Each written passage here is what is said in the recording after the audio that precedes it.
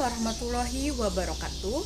Pertama-tama marilah kita panjatkan rasa syukur kita kehadirat Allah Subhanahu wa Ta'ala, Tuhan semesta alam yang senantiasa memberikan anugerah dan nikmatnya sehingga kita dapat berkumpul dalam keadaan yang sehat walafiat. Tidak lupa juga marilah kita haturkan sholawat serta salam kepada Nabi Muhammad SAW selaku junjungan kita. Sebelumnya, izin memperkenalkan diri. Nama saya Nika Nepstita, NIM 2022406406405115. Saya dari program studi pendidikan guru sekolah dasar kelas 2C. Sebelumnya, yang terhormat Bapak Fatahillah Magister Pendidikan selaku dosen pengampu mata kuliah kewarganegaraan dan teman-teman semuanya. Pada kesempatan yang berbahagia ini, izinkan saya untuk menyampaikan pidato tentang isi buku Perdebatan Hukum Tata Negara karya Muhammad Mahfud MD.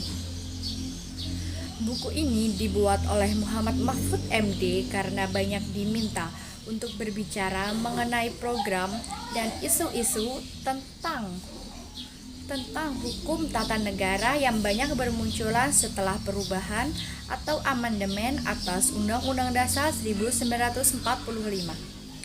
Permintaan berbicara itu ada kalanya bersifat spontan dan mendadak oleh pers, namun sering juga bersifat terencana dan formal. Dan seminar-seminar di kampus-kampus serta training atau yoga karya di berbagai institusi, baik yang diselenggarakan oleh lembaga pemerintahan maupun oleh lembaga swadaya masyarakat. Banyak yang dibahas oleh Muhammad Mahfud MD pada buku ini. Ada 7 bagian penting yang terdapat pada buku ini, yaitu yang pertama, bagian 1, yaitu Pancasila sebagai dasar dan sistem hukum.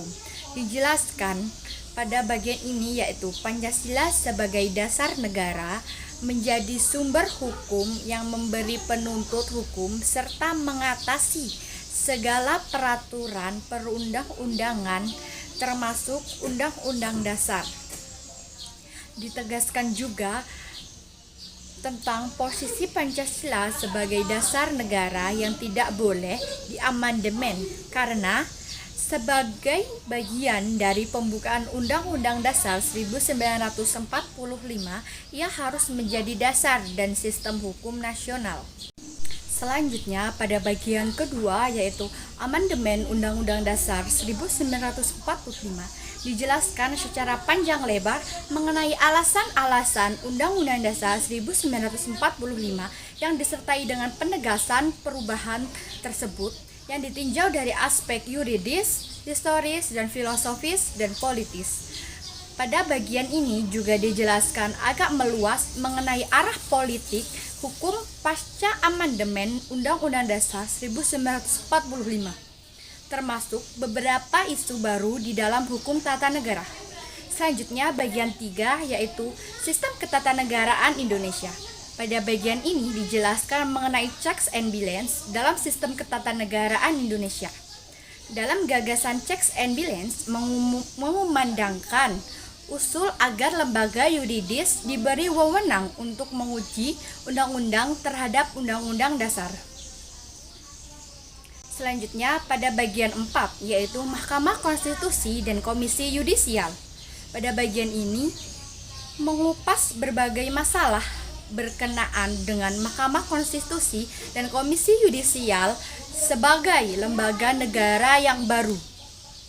Selanjutnya, bagian 5 yaitu politik dan hukum dalam pemilihan presiden dan wakil presiden. Pada bagian ini membedah dengan cukup dalam mengenai sistem pemilihan presiden dan wakil presiden secara langsung.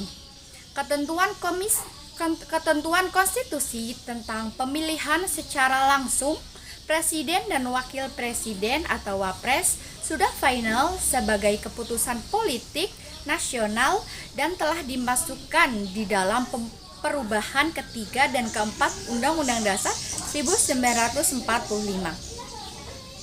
Bahkan Ketentuan tersebut sudah dilaksanakan dengan sukses pada tahun 2004.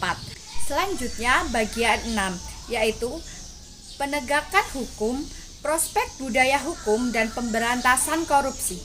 Pada bagian ini dijelaskan tentang jika pemberantasan korupsi, kolusi, dan nepotisme atau KKN dijadikan patokan untuk mengukur tingkat keberhasilan reformasi, maka yang pertama-tama dapat dikemukakan adalah kenyataan bahwa reformasi masih jauh dari harapan, kalau tidak mau dikatakan tak menghasilkan apapun.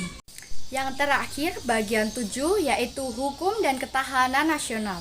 Pada bagian ini membahas tentang ketahanan nasional serta aspek hukumnya. Pokok dari bagian ini adalah bagaimana ketahanan nasional dapat dibangun dengan tidak direduksi hanya sebagai pertahanan. Kesimpulan yang dapat saya ambil dari isi buku tersebut yaitu hukum tata negara adalah sebuah hukum yang mengatur seluruh badan negara, baik itu eksklusif, legislatif, dan yudikatif atau lembaga-lembaga lain yang memiliki kedudukan hukum yang sama yang berlaku pada wilayah tertentu. Hukum tata negara tidak bisa dilepaskan dengan hubungan ilmu-ilmu yang ada seperti ilmu negara, hukum administrasi negara, ilmu politik, dan masih banyak ilmu lainnya. Hukum tata negara ini juga mengatur banyak sistem pemerintahan yang sedang diberlakukan di sebuah negara. Mungkin itu saja pidato yang dapat saya sampaikan tentang isi buku Perdebatan Hukum Tata Negara karya Muhammad Mahfud MD. Semoga apa yang dapat saya sampaikan tadi dapat bermanfaat untuk kita semua. Atas perhatiannya saya ucapkan terima kasih. Saya akhiri. Wassalamualaikum warahmatullahi wabarakatuh.